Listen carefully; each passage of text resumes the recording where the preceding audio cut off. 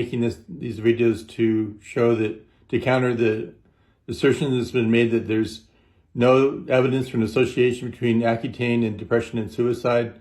That's false. That's been proven over 23 years ago by the FDA, and I'll mention that in a minute. Accutane is similar to the active form of vitamin A, which is retinoic acid. It occurs naturally in the brain, and it acts as a neurotransmitter. In fact, retinoid binding protein is the most common protein in the cerebrospinal fluid. Vitamin A is in the same class as, it's called a retinoid. It's in the same class as other medications that can cause psychiatric side effects, including thyroid hormone, glucocorticoid hormone, and sex steroids. In fact, the chemical structure of Accutane is identical to the active form of vitamin A, except it's an isomer, meaning it's a mirror image.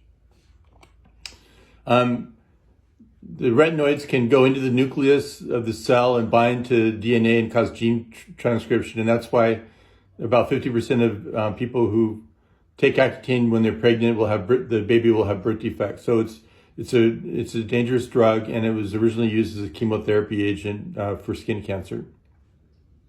All the other drugs in the supernuclear receptor superfamily, including thyroid hormone, sex steroids, and glucocorticoids, it can bind to the nucleus, and they'll have psychiatric side effects.